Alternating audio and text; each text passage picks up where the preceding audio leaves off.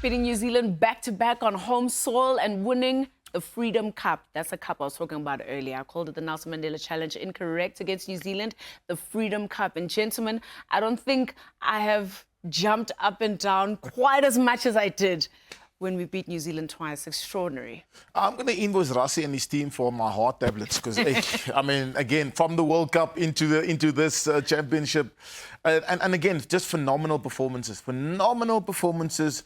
You know, and I think both matches could have gone either way, but so happy that we managed to again to rewrite the history and the Springboks coming out on top.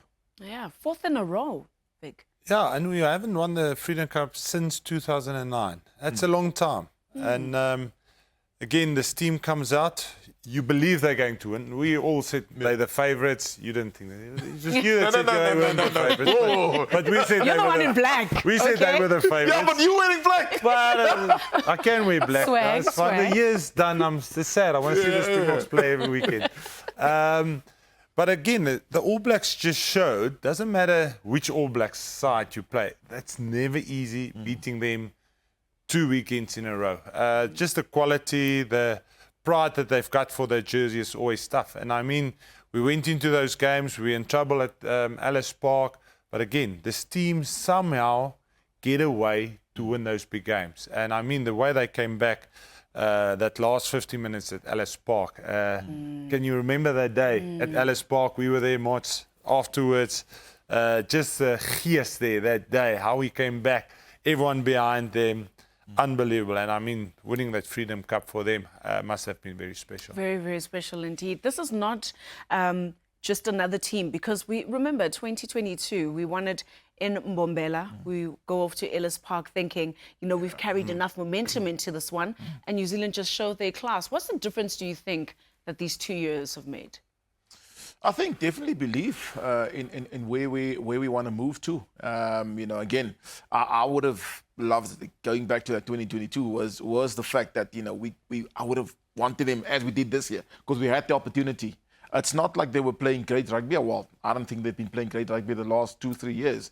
It's just a matter of, you know, us not performing on the day, and then obviously the All Blacks coming through. But I think for the Springboks, the question is now where we're going to go to.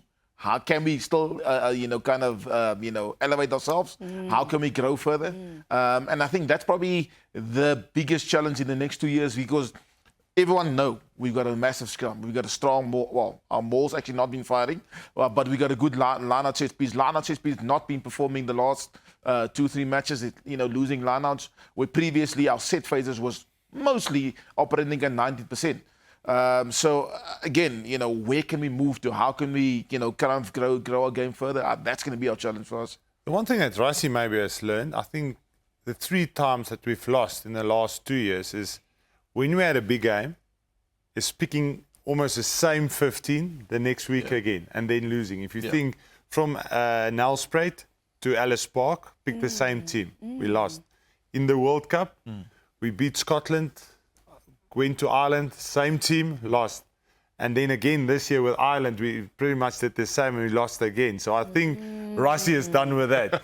The moment we have a big win, he just makes a few changes, just to have a little bit of new energy, new ideas into it for the next weekend, and there's a new kind of feel to the team. So I think that's something that I feel that he's definitely doing. He's definitely not picking with the exact same 15 guys going into 2 big games in a row. However, in saying that, if you look at the Argentina match, for example, where we went to that side and we lost the game with a Much changed. with a much change, and in the following week we actually smashed them, you know, on home soil.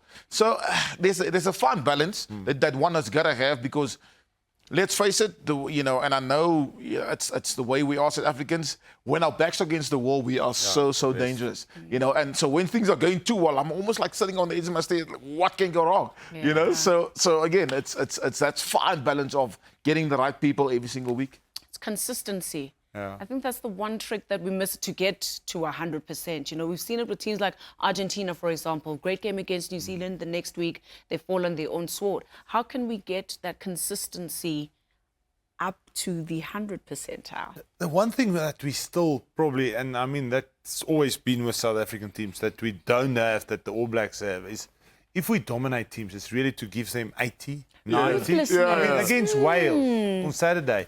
I was at that game and it was like we're playing touch rugby against them. We could score whenever we wanted to, but it was like the guys lost interest. It's easy, let's make mistakes. It's because they're nice people. Yeah, it's nice people. We don't want to beat them too far. But I mean, if we get into a situation where we're 15 points down with 10 minutes, then we can pull something together, and we can win a game. But when it's going too easy in a game, we don't put people away. And that's something I still want to see us to keep that focus, keep that hammer almost hitting the wall the whole time and just putting teams away completely. How do we change that mindset? Because that's been going on for a while, our lack of ruthlessness. I think it's just an African thing. No, it is. It is. It's always been listen. No, we must improve. Listen, wait. If we have the opportunity to help someone, we will. Yeah. It is African. No, we can't, guys. If you see someone next to the road now, we're and I think it's just the mentality. It's just the way we are.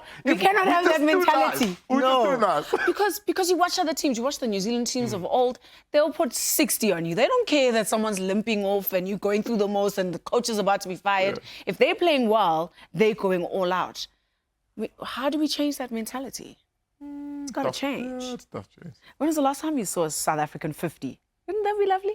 Yeah, we've seen it.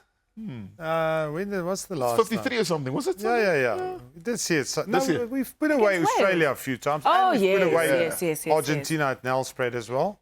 So we've done it. But that's just because we were angry at Argentina for beating us the previous week. So we put in the hammer for 80 minutes. See, I don't know. I don't want to be too nice to them. How do we get more ruthless? I need someone to talk us through this because I'm not buying the South African mentality. Because we must be better. We must be the best of the best.